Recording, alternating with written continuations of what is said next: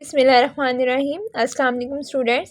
آج کا ہمارا ٹاپک ہے ایجوکیشنل سائیکالوجی، تعلیمی نفسیات۔ یہ ہمارے تعلیم سے متعلق ہے، یعنی تعلیمی نفسیات جو ہے وہ بہت اہم ترین شعبہ ہے نفسیات کا۔ اس میں بہت زیادہ حوالوں سے تحقیقاتی کام بھی ہو رہا ہے۔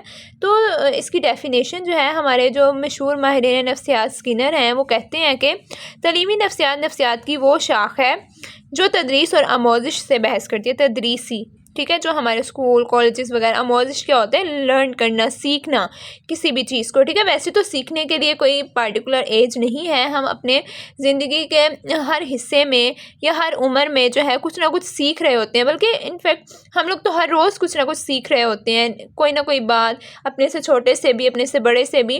تو اس کے لیے ضروری نہیں ہے کہ آپ جو ہیں وہ کوئی ایک پارٹیکولر ایج میں جا کے سیکھتے ہیں، ایسا نہیں ہے۔ تعلیمی نفسیات کے نفس مضمون کا جائزہ لینے سے پتہ چلتا ہے کہ تعلیمی نفسیات دو مضامین یعنی علم تعلیم ایجوکیشن اور نفسیات کا مجموعہ ہے، اور اس میں ان تمام مسائل کا مطالعہ سائنسی انداز میں کیا جاتا ہے جن کا تعلق تدریس اور آموزش کے حوالے سے طالب علم اور استاد سے ہوتا ہے۔ اوبیسلی جہاں پہ آپ کو تعلیمی نفسیات کی بات سمجھ آ رہی ہے، تو تعلیمی نفسیات میں جب تعلیم کی بات ہو رہی ہے تو دو لوگ تو لازم ہے نا، ایک طالب علم اور دوسرا استاد۔ جب طالب علم کے لیے استاد کی رہنمائی بہت ضروری ہے۔ آپ کوئی بھی چیز، کوئی بھی سبجیکٹ رکھ لیں، وہ آپ کسی استاد کے بغیر اس کو امپروو نہیں کر سکتے، اس کو پاس نہیں کر سکتے۔ اب گیریزن جو ہے وہ علم تعلیم کا ماہر ہے، وہ تعلیمی نفسیات کی وضاحت اس طرح بیان کرتا ہے: تعلیمی نفسیات انسانی کردار کی اس تبدیلی کے مطالعے کا نام ہے جو تعلیم کے سماجی ایکشن یعنی سوشل ایکشن کی وجہ سے رونما ہوتی ہے۔ اطلاقی تعلیم۔ اب اطلاقی علم جو ہے وہ کیا ہے؟ تعلیمی نفسیات ایک ایسا اطلاقی علم ہے جو نفسیاتی اصولوں کی روشنی میں تعلیمی عمل کو مؤثر اور بہتر بناتا ہے۔ اس کی وضاحت لیول یوں بیان کرتا ہے: وہ علم جو جنرل سائیکالوجی سے اخذ شدہ اصولوں کو بچوں اور بڑوں کی تدریس و آموزش کے عمل کے دوران پیش آنے والے مسائل کے حل کے لیے استعمال کرتے ہیں، اسے تعلیمی نفسیات کہا جاتا ہے۔ اب تعلیمی نفسیات میں ہوتا کیا ہے؟ یہ ہوتا ہے کہ جو تدریس میں آموزش کے لیے جو ہم سیکھ رہے ہوتے ہیں، اس میں یا جو ٹیچرز پڑھا رہے ہوتے ہیں، اگر ان میں کوئی پرابلمز آ رہی ہیں، کوئی مسائل آ رہے ہیں، تو ان کو دور کرنے کے لیے تعلیمی نفسیات جو ہے وہ اپنا کام ادا کریے، اس کو تعلیمی نفسیات کہا جاتا ہے۔ جو چیزیں مسائل آتے ہیں ان کو حل کے استعمال کے لیے۔ اچھا جی، اب ہے تعلیمی نفسیات کی وسعت۔ تعلیمی نفسیات ایک جامع، وسیع اور اطلاقی علم ہے، اس کا دائرہ کار بہت وسیع ہے۔ ماہرین تعلیمی نفسیات میں مندرجہ ذیل امور کو خاص طور پر جائزہ لیتے ہیں۔ پہلا ہے طالب علم کی نشوونما۔ اب یہ تو پیدائش سے پہلے سے لے کر پیدائش کے بعد تک جو ہے جتنی بھی اس کے نشوونما اور اس کے نتیجے میں رونما ہونے والی تبدیلیاں ہوتی ہیں، جن سے فرد جو ہے جسمانی یا مینٹلی پرابلمس کا شکار ہوتا ہے، ان کا جائزہ لیا جاتا ہے اور انہیں حل کیا جاتا ہے۔ آگے ہے آموزش، مطلب لرننگ، کچھ لرن کرنا، مطلب کچھ سیکھنا، ٹھیک ہے۔ اب اس میں آموزش جو ہے وہ تعلیمی نفسیات کا اہم ترین موضوع ہے، ٹھیک ہے۔ اب چنانچہ تعلیمی نفسیات میں آموزش، اس کے عمل، اقسام، طریقوں، لوازمات، قوانین اور محرکات کو زیر بحث لایا جاتا ہے۔ آموزش عمل کو بہتر اور مؤثر بنانے کے لیے مؤثر اور موزوں اصول دریافت کیے جاتے ہیں اور ان عوامل کو کنٹرول کیا جاتا ہے جو آموزشی عمل میں رکاوٹ بنتے ہیں۔ اب آموزش یہی نہیں ہے کہ صرف آپ کتابیں دیکھ رہے ہو، کتابوں سے سیکھ رہے ہو، نہیں، آپ بہت ساری چیزیں جو ہیں وہ لوگوں کی زندگیوں سے سیکھتے ہو، یا سبق آمیز کوئی آپ کے ساتھ واقعہ ہو جاتا ہے وہاں سے سیکھ رہے ہوتے ہو، لرن کر رہے ہوتے ہو۔ تو بہت ساری چیزیں آپ لوگ اپنی ماں سے، اپنی والد سے، اپنے بہن بھائیوں سے سیکھ رہے ہوتے ہیں، اپنے معاشرے سے سیکھ رہے ہوتے ہیں۔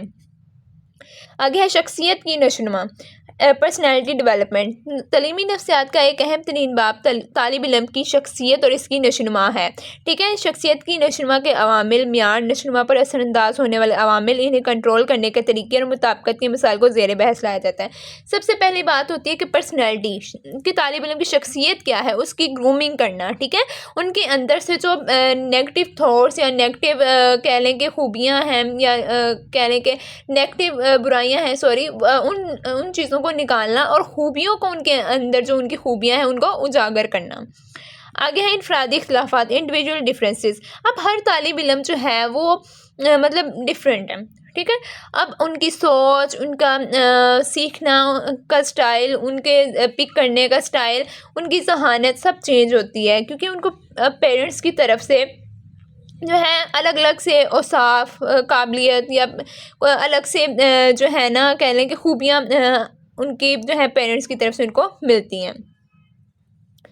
اچھا جی، آگے ہے جسمانی اور ذہنی صحت، physical and mental health. Obviously جب تک بچے کی جو ہے مینٹل ہیلتھ اچھی نہیں ہوگی تو وہ کچھ بھی پرفارم نہیں کر پائے گا، کچھ سیکھ نہیں پائے گا، ٹھیک ہے۔ اگر اسی طرح فزیکلی وہ بیمار ہے تو تب بھی وہ نہیں کچھ سیکھ پائے گا، تو اسی لیے بہت ضروری ہے کہ بچے کی مینٹل اور فزیکل ہیلتھ دونوں ٹھیک ہوں۔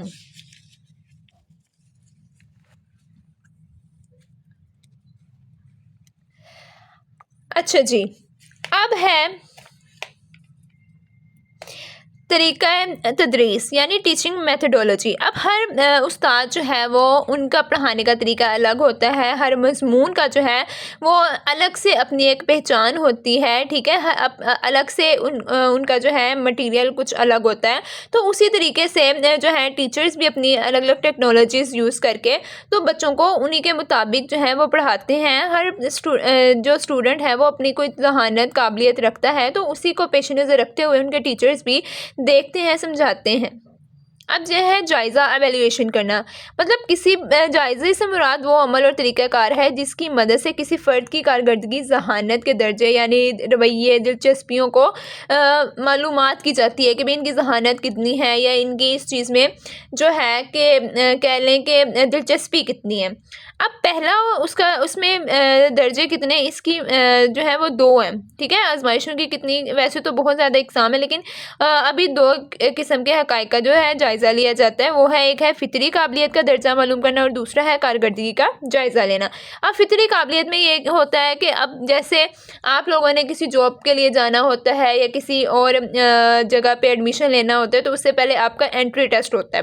وہ ٹیسٹ جو ہوتا ہے وہ کیوں ضروری ہوتا ہے کہ وہ یہ دیکھنے کے لیے آیا یہ جس چیز کے لیے آنا چاہ رہے ہیں ان میں ان کی جو ہے وہ لرننگ کتنی ہے، کتنی قابلیت ہے، کیا یہ اس چیز کے لیے اہلیت رکھتے ہیں، کیا یہ اس چیز کے یا جاب کے یا اس آگے سبجیکٹ پڑھنے کے قابل ہیں بھی ہیں یا نہیں۔ اس کے بعد ہے کارکردگی کا جائزہ۔ اب یہاں پر آزمائشوں کا جو دوسرا مقصد ہے وہ یہ معلوم کرنا ہوتا ہے کہ طالب علم نے کیا سیکھا ہے، جو اس کے سبق یا مضمون میں پڑھایا گیا ہے اس میں کیا سیکھا ہے، اس کی کارکردگی کیسی ہے، ٹھیک ہے، ان چیزوں کو دیکھا جاتا ہے۔ آگے آ گیا کاؤنسلنگ اور رہنمائی یعنی گائیڈنس اینڈ کاؤنسلنگ۔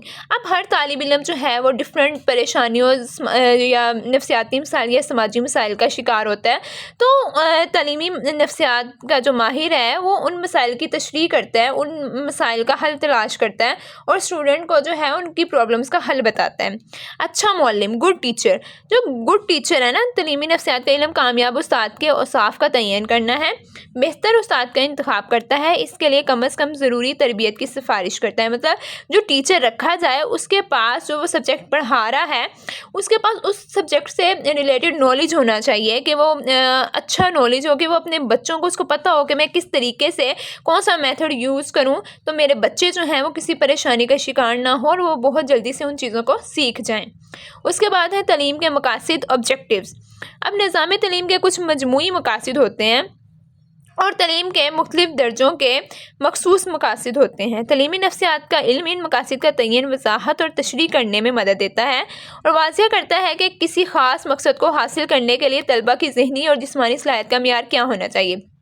اب سب سے پہلے جو ہے تعلیم کا مقصد ہی کیا ہے کہ وہ اب ہر ایج کے پارٹیکولر لوگوں کو دیکھتے ہوئے وہ جو ہے نا سبجیکٹ میں یا چیپٹرز کو تعین کرتے ہیں کہ ان کا کورس کیا ہونا چاہیے، ان کو کس طریقے سے جو ہے گائیڈنس دی جانی چاہیے، ان کے کورس کس طرح سے ہونے چاہیے، ان کو پڑھانا کس طرح سے چاہیے۔